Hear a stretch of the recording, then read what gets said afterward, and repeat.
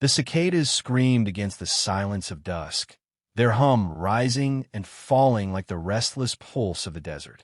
The rancher's boots struck hard against the packed earth as he crossed the yard, the barn looming dark and heavy before him.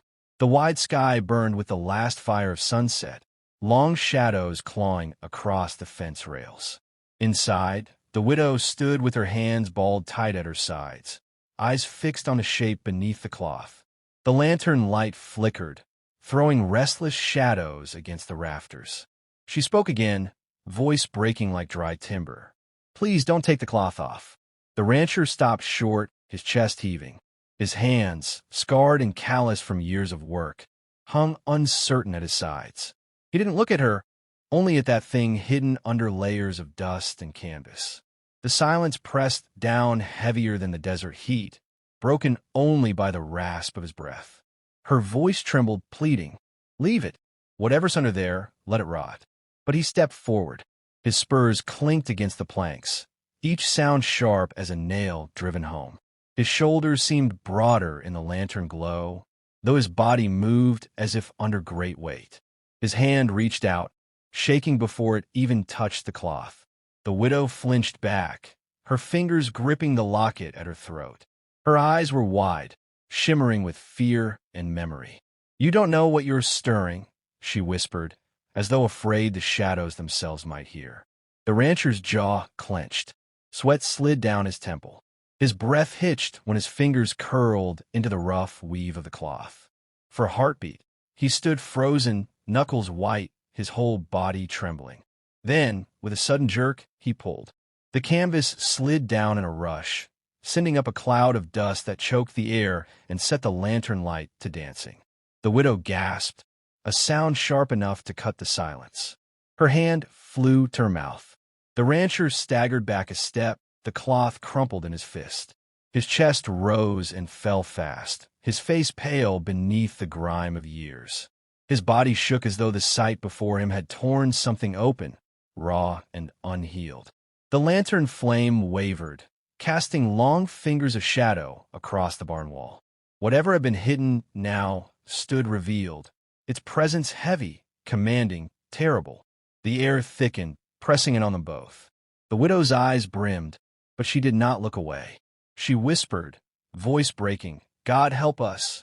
The rancher's lips parted as if to speak, but no sound came. His body trembled harder, the weight of memory or curse grinding into his bones.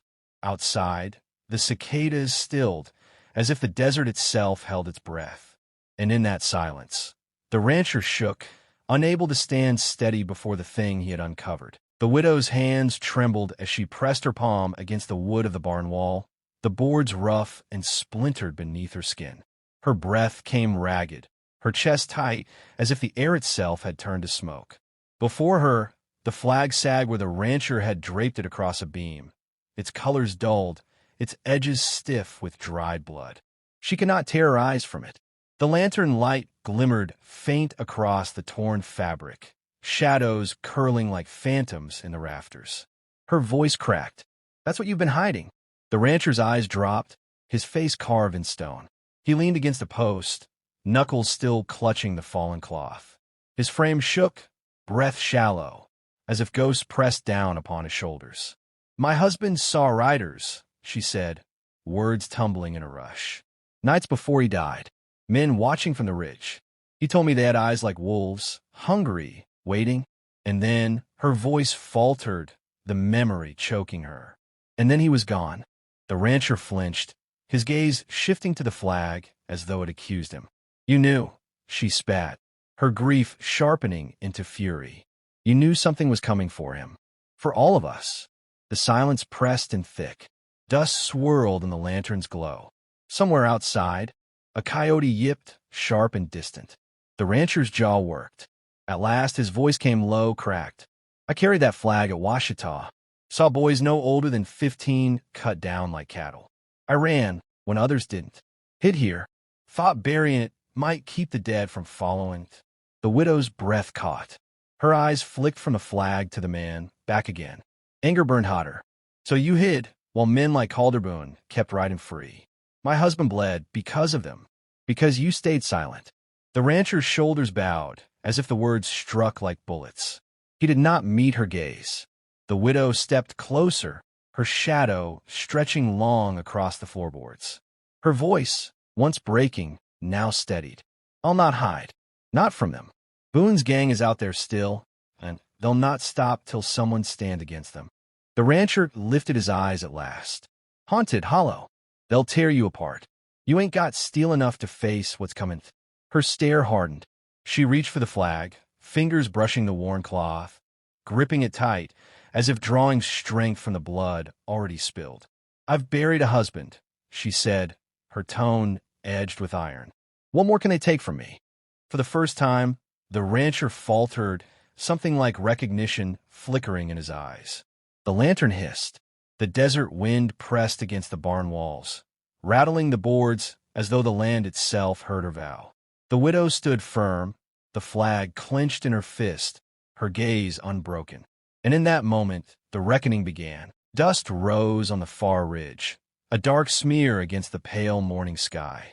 Hooves thundered, low at first, then swelling until the earth itself trembled beneath their charge. Calder Boone's riders came in a ragged line, black hats bowed, rifles slung across their saddles. In the barn, the widow's hands were steady. She slid the rifle free from its rack, the metal cool and heavy against her palms. Dust clung to its barrel, but when the lantern light struck, it gleamed with a ghostly fire. She worked the lever with a sharp crack that echoed through the rafters. The rancher watched from the shadows, his breath thin, face pale. His body leaned against a beam as if it alone kept him upright.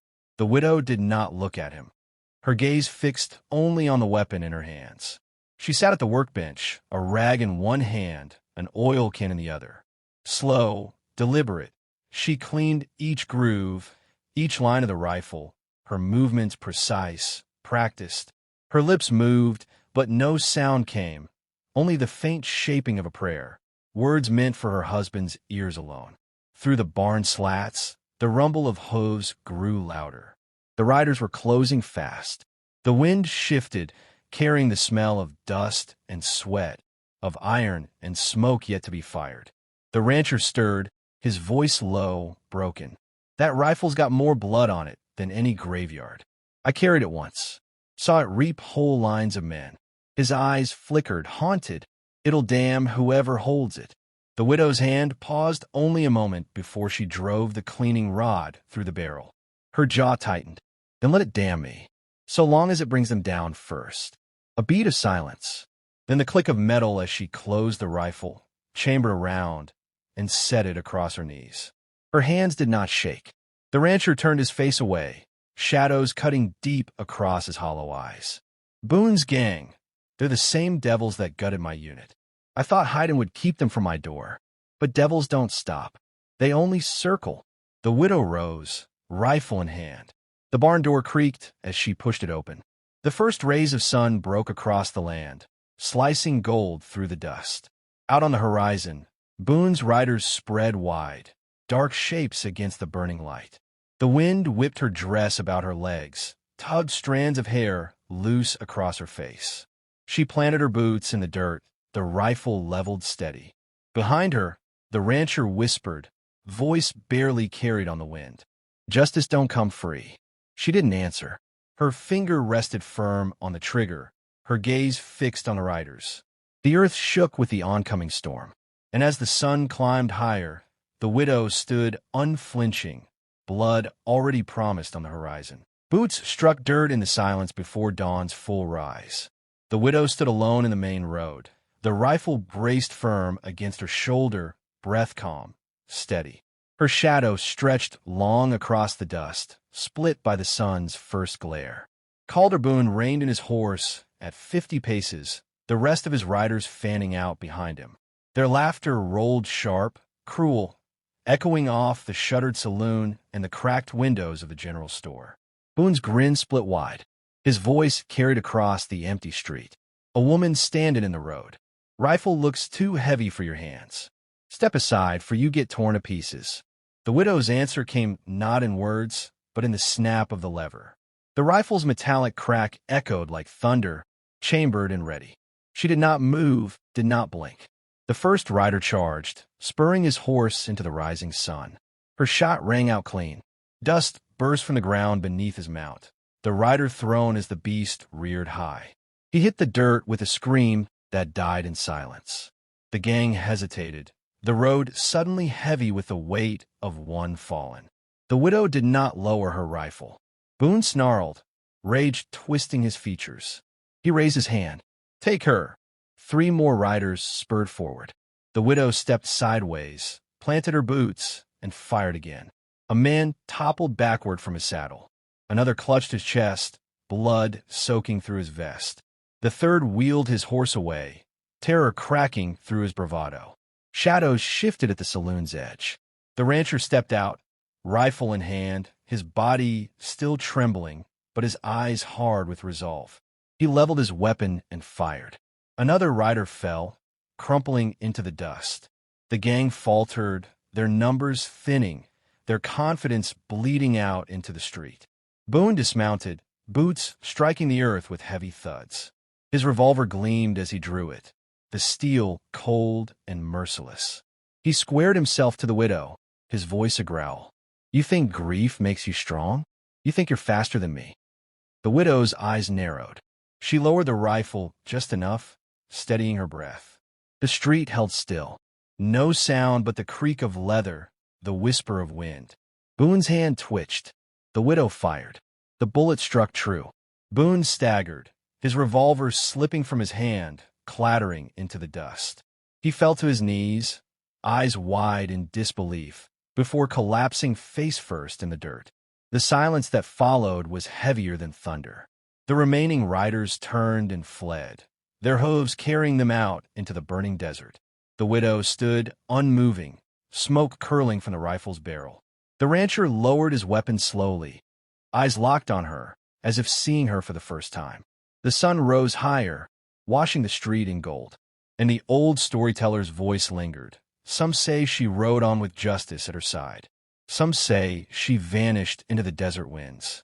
But all agree, when the widow stood in that street, legend was born.